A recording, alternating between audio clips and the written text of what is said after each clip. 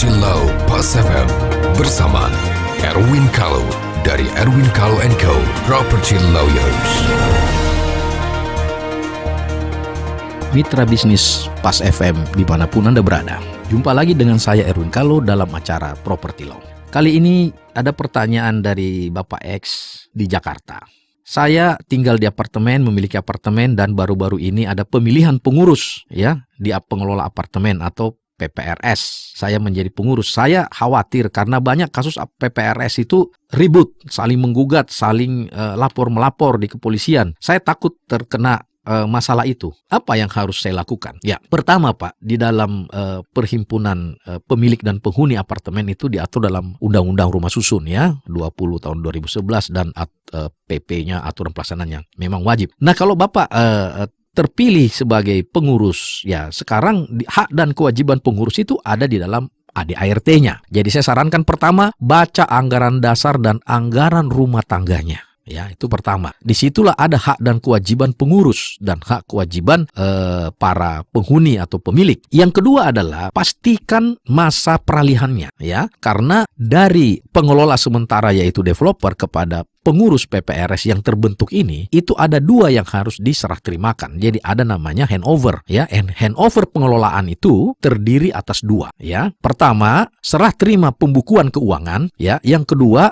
ya serah terima aset. Dua ini Bapak sebagai pengurus yang harus pastikan itu benar. Karena apa? Karena sering terjadi, kalau terjadi ribut-ribut, yang kasihan itu pengurusnya karena dia berada di tengah. Ya, di satu sisi ini kesalahan developer, tapi si penghuni tidak mau tahu, pengurus yang harus bertanggung jawab, sedangkan penghuni juga ke developer juga tidak mau tahu, dia sudah handover. Nah, ini yang jadi masalah berlarut-larut. Nah, pertama adalah serah terima keuangan. Harus serah terima pembukuan keuangan itu harus audited. Ya, audited ini adalah oleh akuntan publik yang independen, bukan internal, ya, sehingga ya laporan keuangannya dapat dipertanggungjawabkan. Ya, Anda bilang yang diaudit berapa lama ke belakang? Ya, bisa 3 tahun, 4 tahun ke belakang bisa kita lihat, ya, sehingga kelihatan di situ apakah pembukuannya minus atau plus atau surplus atau berapa. Ya, kalau misalnya developer menyerahkan kepada pengurus, ya, tapi itu 00, Mbak Bu, itu dari mana bekerjanya pengurus PPRS? Emang dia mau nombok secara pribadi, ya, sudah jadi tempat komplain, tidak digaji, mau nombok kan nggak mungkin. Oleh karena itu yang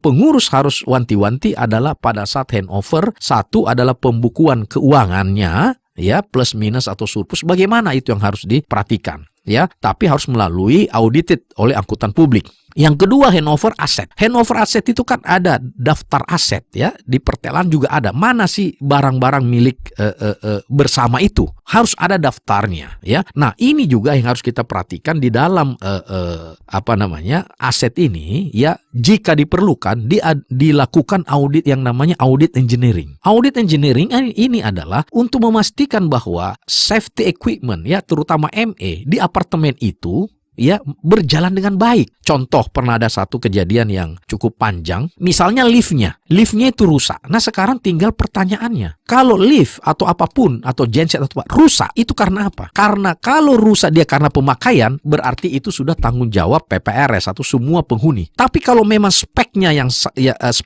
tidak sesuai dengan standar awal, atau rusaknya memang bukan karena pemakaian, itu masih tanggung jawab developer selaku pelaku pembangunan. Artinya apa? Yang memperbaiki itu harus developer. Kalau itu rusaknya memang tidak sesuai spek atau rusak karena memang ini barangnya nggak benar. Karena waktu kita beli, itu kan sudah termasuk itu semua. Jadi kalau kita beli apartemen, yang kita beli bukan hanya unitnya. Kita beli juga gensetnya, kita beli kolam renangnya, kita beli liftnya. Cuma kan secara proporsional dibagi, dimasukkan dalam harga jual. Berarti itu punya kita semua. Nah, apakah si penjual atau developer ini, ya, membangun spek yang seperti yang ada di dalam perjanjian? Kan ada general spec di dalam PPJB dilampirkan, ya, dan ada juga dalam perizinan. Artinya apa? Kalau terdapat misalnya spesifikasinya tidak sesuai apa, misalnya made in ini ternyata made in ini atau tidak sesuai dengan yang setara, berarti di sini kan ada downgrade spek. Nah, itu tanggung jawabnya penjual, yaitu developer. Nah, disinilah kejelian daripada para pengurus PPRS harusnya lebih dipertajam di sini, ya, pada saat serah terima. Kalau Anda serah terima sudah sesuai dengan aturan, pembukuan keuangannya sudah diaudit,